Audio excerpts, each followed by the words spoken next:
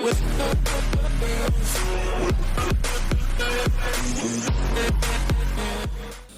halo semuanya. Ketemu lagi dengan gue, owner dari Gisva Grand Channel. Di sini mau iseng bikin itu sih, konten terkait thinking yang di channel gue ini.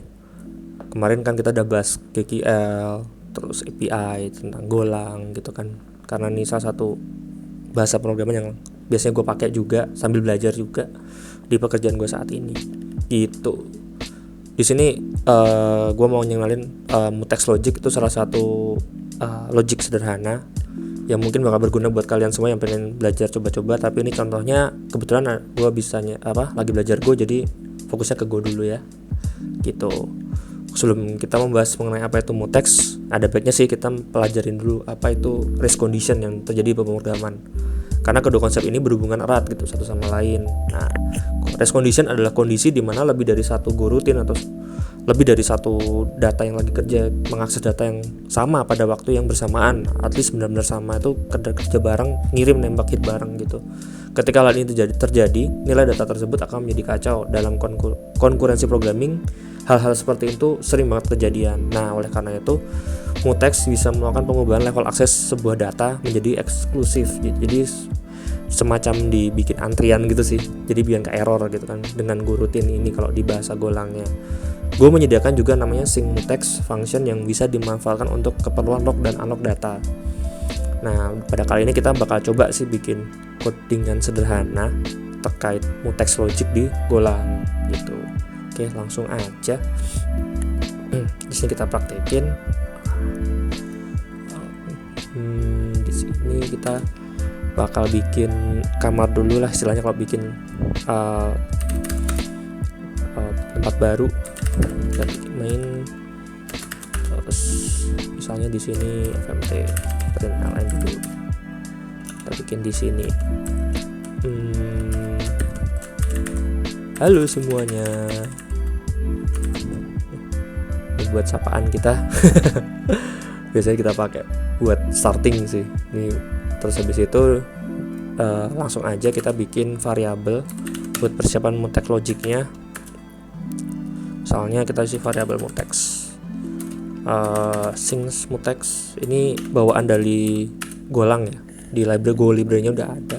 Terus kita bikin variabel misalnya aku mau nyontohin mutex yang terjadi waktu penginputan data, deposit sama withdraw, mat konkurensi atau uang atau mungkin apalah. Misalnya kita bikin saldo di sini ya, as balance.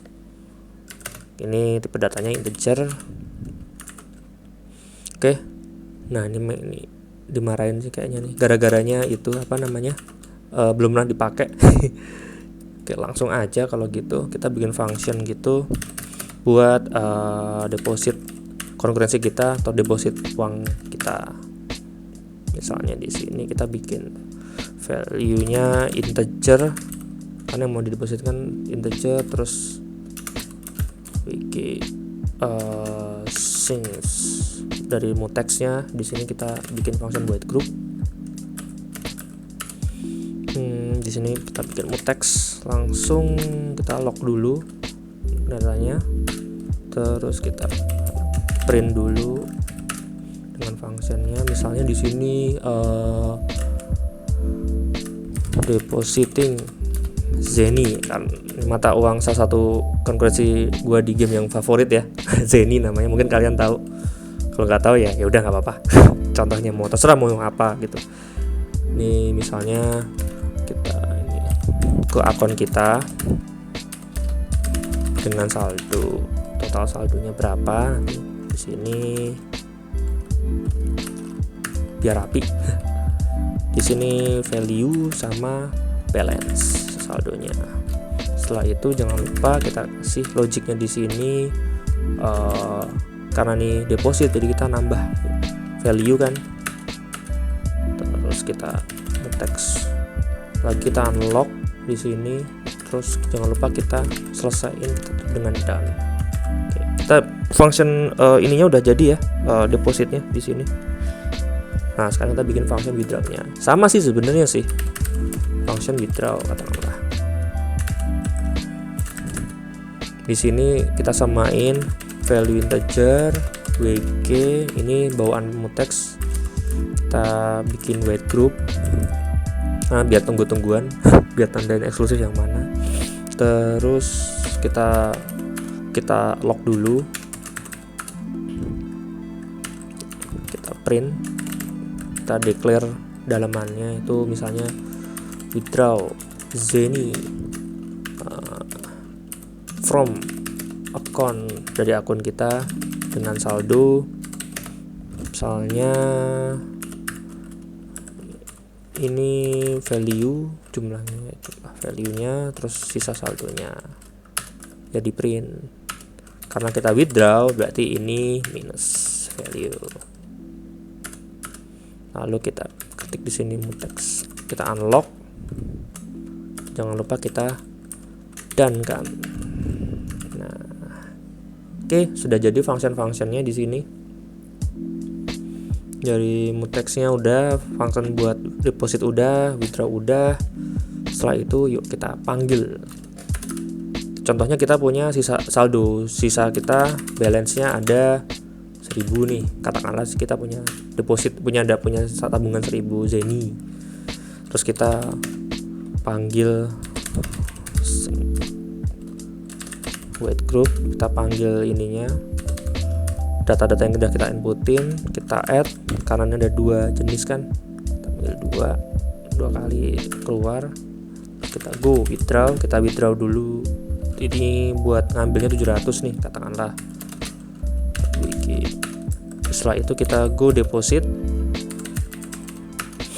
500 misalnya begini. Terus wait. Di sini kita tunggu.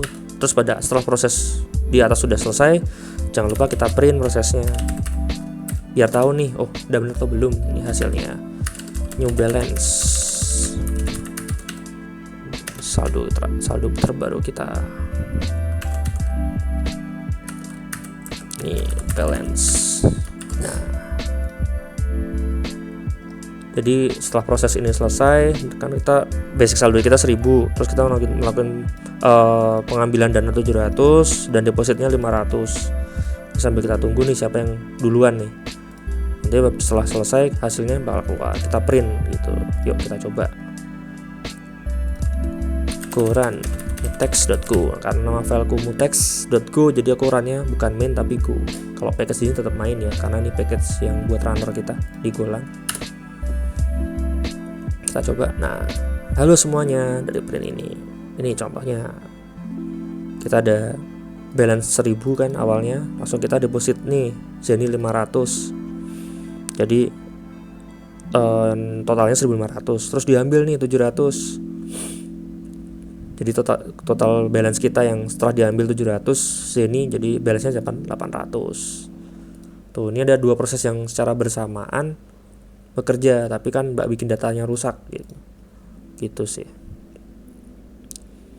Nah, dari coding sampai di sini tuh juga bisa dipastikan kan, ini mungkin kalian bakal nemuin kasus-kasus serupa yang berupa race condition. Mungkin ini bisa jadi salah satu solusi kalian buat ngebypass itu semua. Jadi biar nggak acak-acakan lah nanti data yang kita simpan gitu di DB kita gitu. Inilah kuncinya.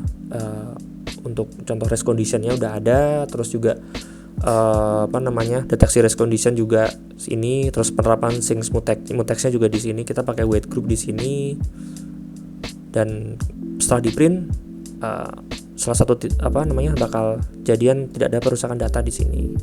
Sync mutex itu merupakan salah satu tipe thread yang safe ya. Jadi kita tidak perlu khawatir terhadap potensi race condition, karena variabel bertipe ini aman untuk digunakan di banyak goroutine secara paralel. Jadi buat kalian yang lagi belajar atau mungkin udah expert, mungkin kalau misalnya lupa bisa pakai mutex ini di Golang. Kalau pada lagi belajar Golang pakai aja gitu. Oke, mungkin segini dulu untuk thinking sekali ini.